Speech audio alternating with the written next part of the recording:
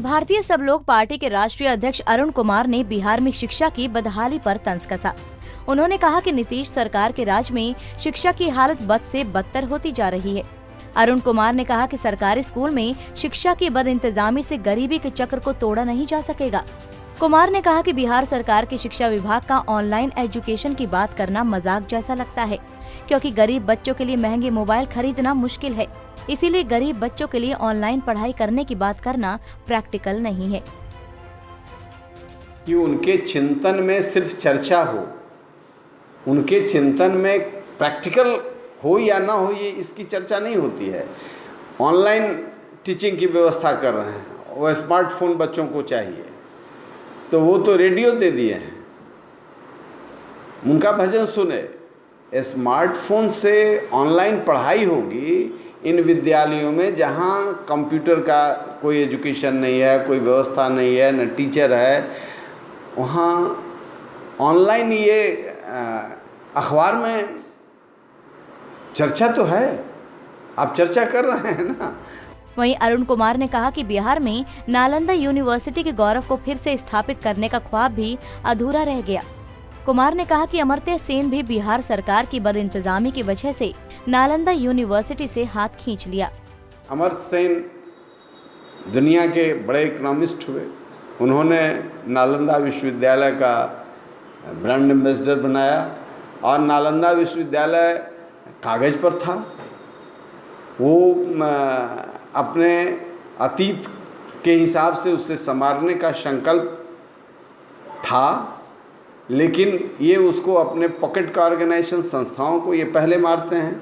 तो अमर्त्य सेन बहुत दिन एम्बेसडर नहीं रह सके। उन्होंने कहा बहुत पुअर क्वालिटी एजुकेशन बिहार में है, तो ये भिनभिना गए कि अरे इनको क्यों नहीं कहे कि दुनिया में सबसे बढ़िया यूनिवर्सिटी तो नालंदा यूनिवर्सिटी हो गया। इनको क्यों नहीं कहा गया कि महात्मा फुले के बाद यही इस धरती पर धरा पर आए हैं।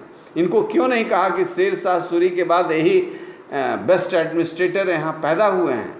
इनको चारण करने वाली जमात चाहिए। तो विद्वान लोग कभी ये ले आते हैं ब्रिटेन से संसद को, तो कहीं कहीं से ये उसमें कितना खर्च होता है इसके लिए सब खर्च करेंगे, लेकिन गरीब लोगों को रोटी मिले, गरीब को शिक्षा मिले, गरीब को स्वास्थ्य की बुनियादी आवश्यकता की पूर्ति हो। आज तक ये मेडिकल कॉलेज में एमसीआई में बराबर इसका एफिलिएशन कैंसिल होने की बात रहती है, रजिस्ट्रेशन कैंसिल की बात होती है। तो कैसे कैसे डॉक्टरों का जुगाड़ करके और बचाया जाता है। ये medical college government medical college की हालत है। वहीं अरुण कुमार ने शिक्षा व्यवस्था और कोरोना से लड़ने के लिए किए गए इंतजाम को लेकर सरकार पर करारा तंज कसा है। किताब की ज़रूरत क्या है, ये तो ऑनलाइन सब पढ़ाई करा रहे हैं। किताब की ज़रूरत क्या है, ये कैप्सूल भेज देंगे, खा लेगा, उससे विद्वान हो जाएगा।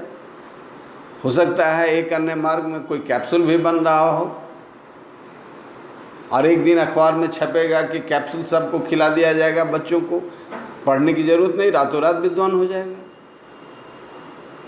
उसकी इम्यूनिटी इतनी बढ़ जाएगी कि वो कोरोना से लड़ लेगा। अभी तो बिहार नंबर 1 है कोरोना से लड़ने में, क्योंकि इतना वेल ऑर्गेनाइज्ड इसका इंफ्रास्ट्रक्चर है। अभी फोटो रोज छप रहा है, 300 बेड का यहाँ, 200 बेड का यहाँ, उस बेड पर कोई सो नहीं रहा है और सब सो रहा है स्कूल में।